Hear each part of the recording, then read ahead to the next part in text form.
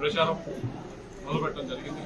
దాంట్లో భాగంగా ముందుగా నాయకుల్ని కార్యకర్తల్ని నెక్స్ట్ 45 రోజుల నుంచి 50 రోజుల దాకా చేయవలసిన కార్యాచరణ ఏదైతే ఉందో పార్టీ అధ్యక్షులు వారు ఏదైతే మన విజయవాడలో చెప్పడం జరిగిందో దాన్ని వారికి తెలియజేయడం జరిగింది.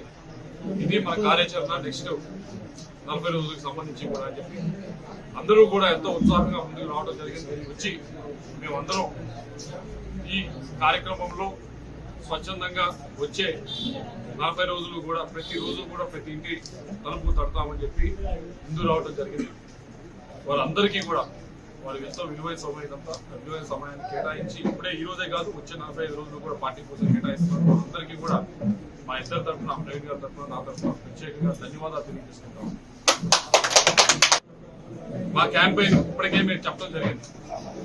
మా క్యాంపెయిన్ సంబంధించి పూర్తిగా సమయాన్ని మొత్తం కేటాయించే దీనికంటే మేము వచ్చే 5 సంవత్సరాలు తెలుగుదేశం పార్టీకి నర్సరావుపేటలో అధికారం ఇస్తే ఏం చేయబోతా ఉన్నామని చెప్పడానికి సమయాన్ని కేటాయిస్తామని చెప్పి ఇప్పటికే చెప్పడం జరిగింది. దాంట్లో భాగంగా నేను దాచేపల్లిలో మాట్లాడినా, ఎక్కడ మాట్లాడినా, ఏ గ్రామం వచ్చి మాట్లాడినా, ఇక్కడ జరగబోయే ప్రాజెక్టుల గురించి మాట్లాడుతాం. ముఖ్యంగా ఇక్కడ చెప్తా ఉంది, ఎక్కువ మంది కోరుకుంటా ఉంది, ఈ వచ్చే 5 సంవత్సరాలు కొద్దిగా సీసీ రోడ్ల మీద కొద్దిగా దృష్టి కేటాయించమని చెప్పి తప్పకుండా మినిమం 300 కిలోమీటర్ల పైగా సీసీ రోడ్లు వేసే బాధ్యత ప్రవీణ్ గారు తీసుకుంటా అన్నారు. అలాగే సైడ్ లైన్స్ గురించి కూడా బాధ్యత ప్రతి ఊర్లో కూడా తీసుకుంటా అని చెప్పడం జరిగింది. అలాగే కమ్యూనిటీ హాల్ సంబంధించి కానీ వీటన్నిటికంటే ముఖ్యమైనది ఇంటింటికి కుళాయి కనెక్షన్. ఇప్పటికే జలజీవన్ మిషన్ కింద దాదాపు 500 కోట్ల రూపాయలు మా పార్లమెంట్కి వచ్చింది. ఈ నియోజకవర్గానికి కూడా వచ్చింది. చాలా చోట్ల టెండర్లు వేరు కారణాల వల్ల వేయలేదు.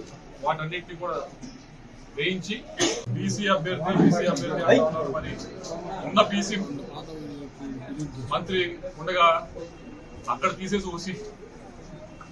ఓసీ అభ్యర్థి ఎందుకు పెట్టాల్సి వచ్చిందో నాకు అర్థం కావాలి. ఇప్పుడు రాష్ట్రం మొత్తం మీద చూసినా కానీ మీరు చూస్తా ఉన్నారు ఎన్ని చోట్ల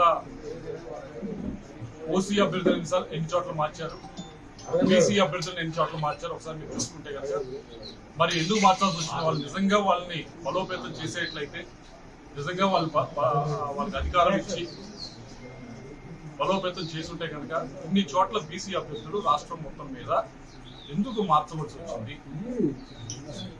అలాగే నాకు సంబంధించి నాకు బీసీ అభ్యర్థులు ఇవ్వాలి, అందుకని స్థానచలనం చేయాల్సి వచ్చింది అన్నారు.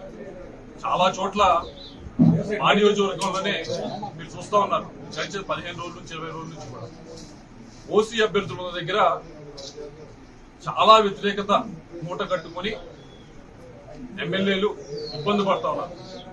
నా మీద ఒక్క మరకలేదు 5 సంవత్సరాలు, ఒక అవినీతి మరకలేదు, ఎవరిని పరుషంగా మాట్లాడింది లేదు, ఎవరిని ఇబ్బంది పెట్టింది లేదు, ఎవరిని కేసులు పెట్టింది లేదు.